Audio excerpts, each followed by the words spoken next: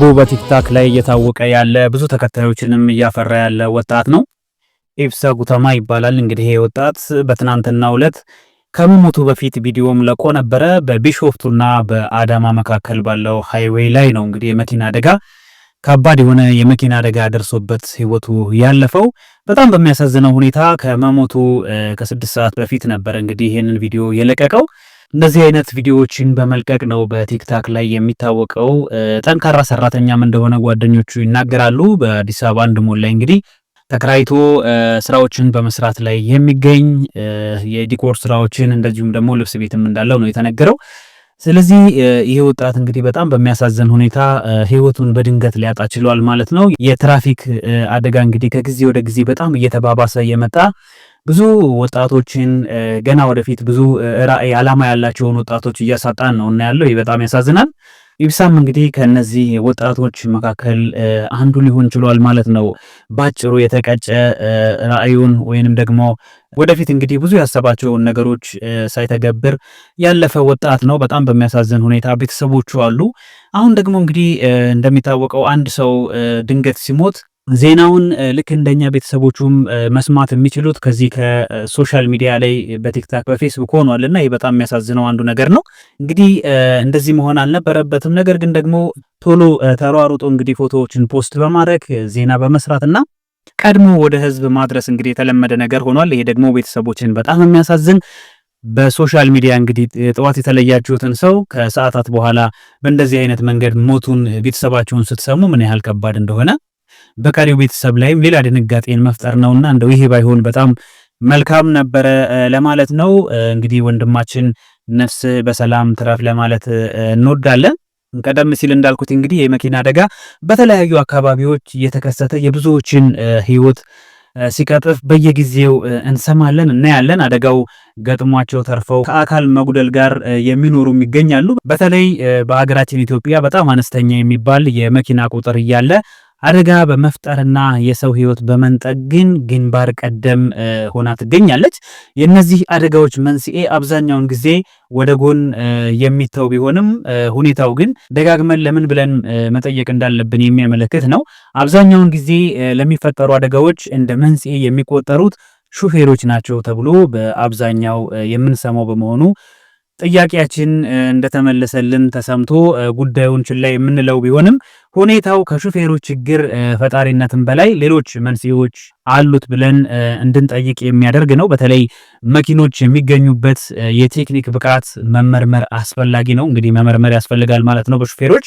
እንግዲህ ከዚህ በተጨማሪ የትራፊክ አደጋ መንስኤዎች ተብለው የሚጠቀሱ አሉ። አንደኛው ደረጃውን ያልጠበቁ የመኪና መለዋወጫ እቃዎች ናቸው። እንግዲህ እነዚህ የመኪና መለዋወጫዎች ዋና የሚባሉት የመኪና አማራጮች የማያመርቷቸው በመሆኑ በምርት ወቅት የጥሬ ዕቃ ጥራትና የልኬት ጥንቃቄ አይደረግባቸውም። በመሆኑ በሂደት ለተለያዩ አደጋዎች የሚዳርጉ ናቸው ማለት ነው። እነኚህ መለዋወጫዎች ከዋናው አምራቾች ጋር በጣም ተመሳስለው የሚሰሩ በመሆናቸው ባለሙያ ያልሆነ ሰው ይቅርና በዘርፉ ውስጥ ላሉ ሰዎች ለመለየት ራሱ የሚያስቸግሩ ናቸው ነው የሚባለው።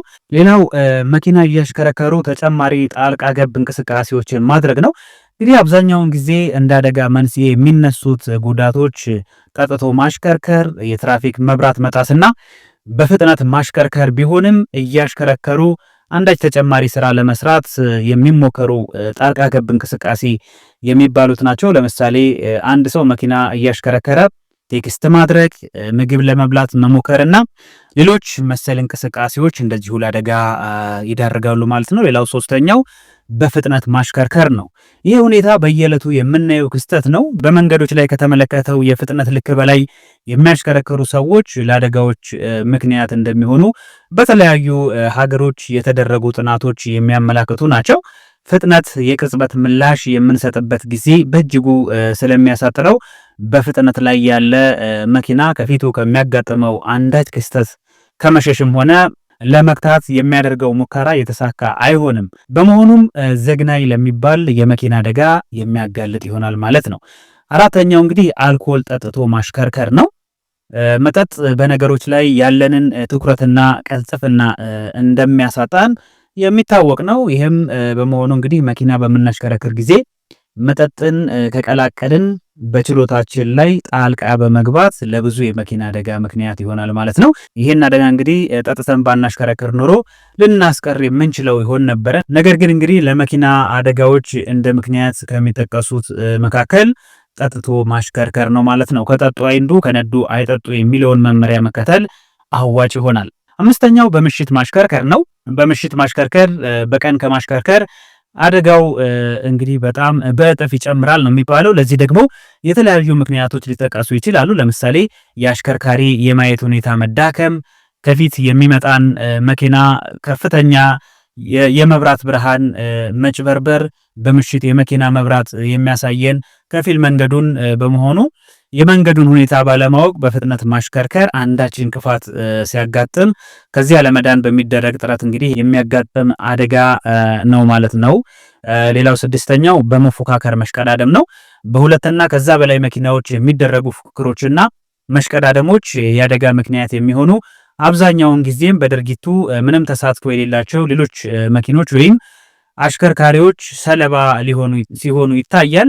በዚህ ሁኔታ የሚያጋጥሙ አደጋዎች ተርፈው የማይገኙበት አሰቃቂ ሞት ይሆናል ማለት ነው። ሌላው የሰዎች መጥፎ ባህሪ ነው። እንግዲህ ይሄ ግልጽ ባልሆነ ምክንያት እንግዲህ ሲጋጩ ይታያል። ይሄ ሁኔታ ደግሞ በሹፌሮች ላይ ሲያጋጥም አንድ መኪና የትራፊክ ፍሰቱ ላይ እና ሌሎች እንቅስቃሴዎች ላይ ከፍተኛ ጫና ሊፈጥር ይችላል።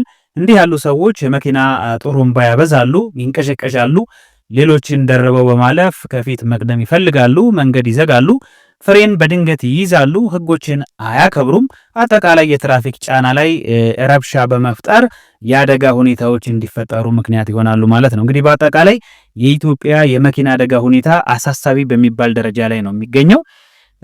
ርዕሰ ጉዳዩም እንግዲህ ሲነሳ ብዙዎቻችን እንሳቀቃለን። ምክንያቱም የተለያዩ የአካል ክፍሎችን ከማሳጣት እስከ ዘግናኝ ሞት የሚያስከትል በመሆኑ ነው።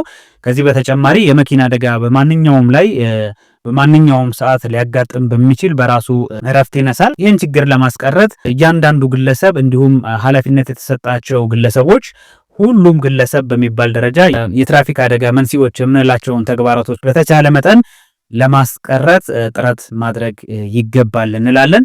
እንግዲህ ወንድማችን ኢብሳ ነፍስ በሰላም ትረፍ ማለት እንወዳለን። በጣም በሚያሳዝን ሁኔታ እንግዲህ ወንድማችን እናት አሉት። እንግዲህ በቲክታክ ላይ ከዚህ በፊት እናቱን ፖስቶ ተመልክቻለሁኝና እንግዲህ ህመም ነው።